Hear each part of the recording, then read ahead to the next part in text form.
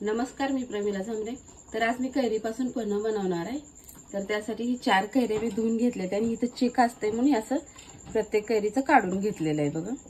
तर आता ह्याला शिजवून घ्यायचं। तर मी कुकर मध्ये पाणी ओतलेलं आहे, डब्यात पाणी ओतलेलं नाही। तर न पाणी ओतताच अशा वाफलून घ्यायचे आपल्याला।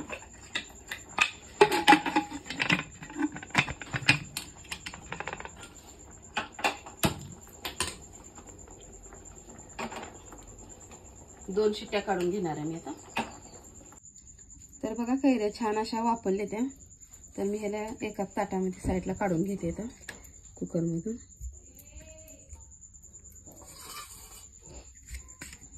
तर आपल्याला ह्याच्या अगोदर साल काढून घ्यायचे।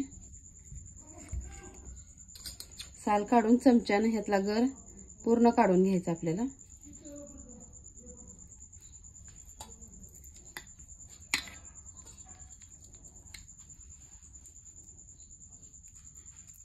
तर बघा ही कैरीचा गर मी असा काढून घेतलेला आहे।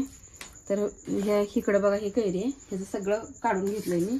आणि जेवढा गर झालेला आहे तेवढाच आपल्याला गुळ पण वापरायचा आहे। तर गुळ पण मी एका प्लेटमध्ये घेतलेला आहे। थोडीशी जिरी भाजून मी बारीक करून घेतली, ती यात टाकून घेते। थोडीशी विलायची आणि साखर बारीक करून घेतले। ह्याला गोड पदार्थ आहे त्याच्यामुळे जास्त मीठ नाही लागत, थोडंसं मीठ वापरते मी। आणि ही एक प्लेट गुळ घेतलाय, हे सगळाच टाकून घेणार आहे मी। गुळ चिरून नाहीतर किसून असा घ्यायचा आहे, म्हणजे त्याच्या गाठी होणार नाही त्या। आता आपल्याला हे सगळं गुळ आणि कैरीचा गर घेतलेला मिक्स करून घ्यायचा आहे।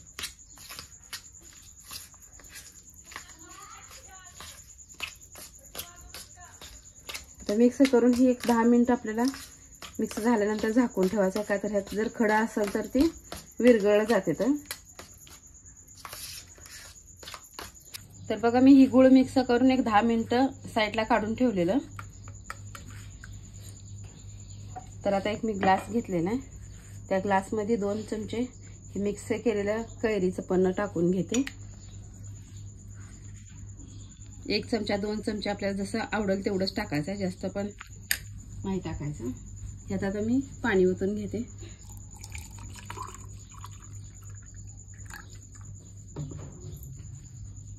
आणि आता हे मिक्स करून घ्यायचं आपल्याला। तर कैरीचं पन्ह मी एका साईडला एका छोट्या भरणीमध्ये काढून ठेवलंय। तर असंच ही फ्रीज मध्ये 15 दिवसासाठी आरामशीर राहते। आणि ह्यात मी तयार केले पण आपल्याला पिण्यासाठी। तर अशा प्रकारे मी बनवले कैरीपासून पन्ह। तुम्हाला व्हिडिओ आवडला तर नक्कीच लाईक करा, सबस्क्राईब करा। फेसबुकवर बघत असाल तर फॉलो करा।